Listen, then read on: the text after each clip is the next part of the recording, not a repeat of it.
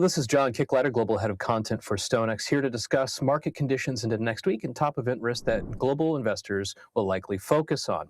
Now, in terms of general market conditions, we were left off at the end of this past week with quite a bit of volatility and uncertainty, and that uncertainty came in the form of what I would consider to be a gray swan. A gray swan similar to a black swan, but a black swan is usually wholly unexpected. Gray swans are generally expected, but have severe consequences potentially for markets and repricing.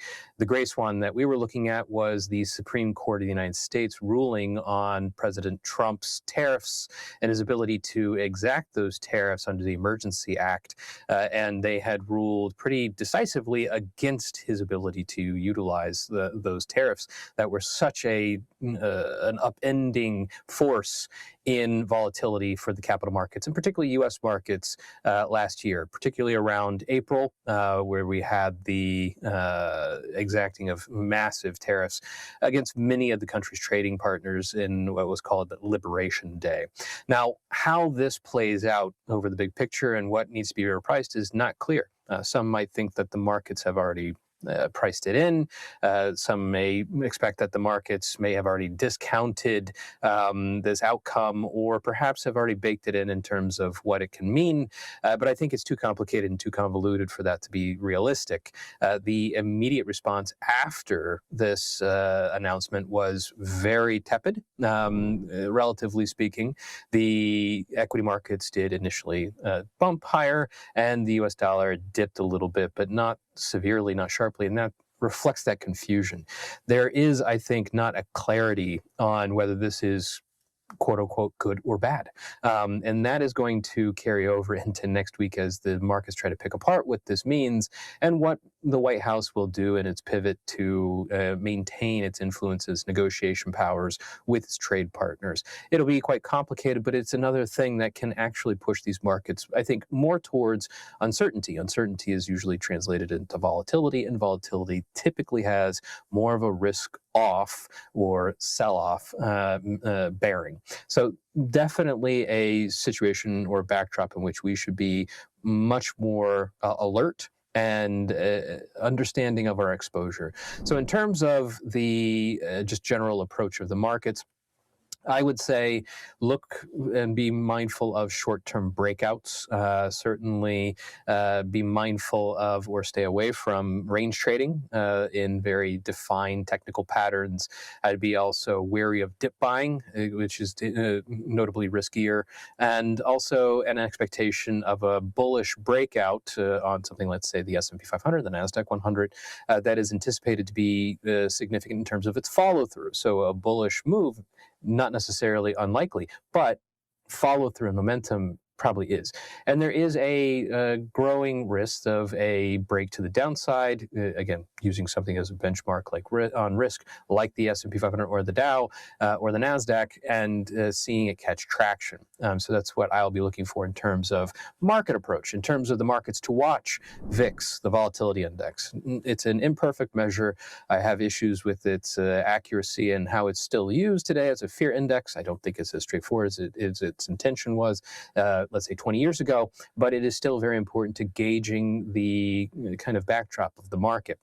I would also watch very closely some of the U.S. equity indices, as they have led both risk appetite in the previous couple of years, but they have also been notably pulling back relative to their global counterparts, which is why we have seen that rise in concern of the Sell America trade. So NASDAQ versus, let's say, the VEU ETF.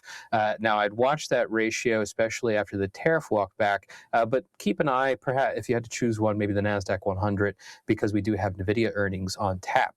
I'd also watch very closely the dollar and gold and its interchangeable relationship, again, on the sell US consideration.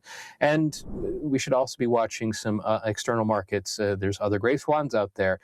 Most notably, I'd be watching something along the lines of WTI crude oil, also Brent crude oil, as well as maybe the Japanese yen.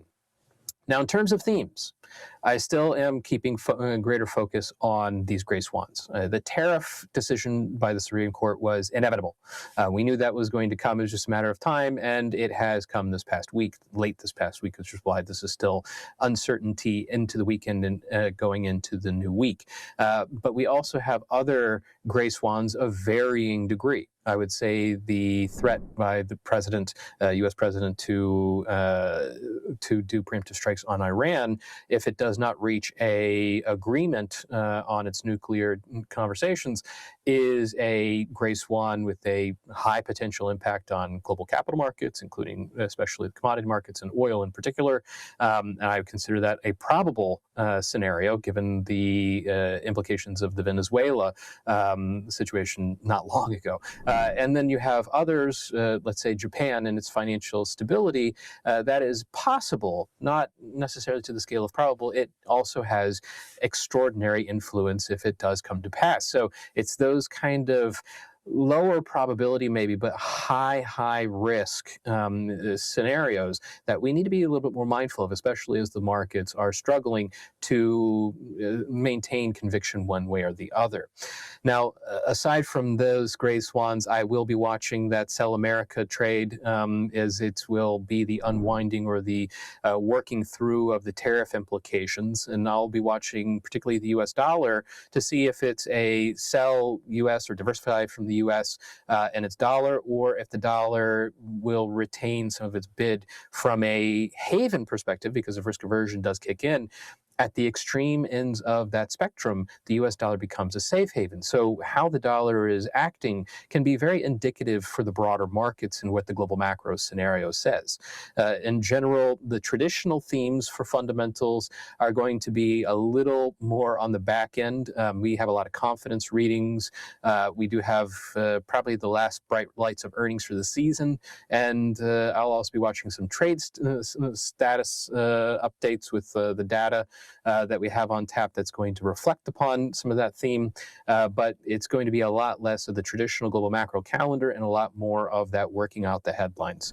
But in terms of top event risk, things to be watching through the week. We started off on Monday. We have business confidence from Germany. We have the factory orders from the United States and National Activity Index from the Chicago Fed in the United States. I think those are noteworthy, not necessarily highly market moving.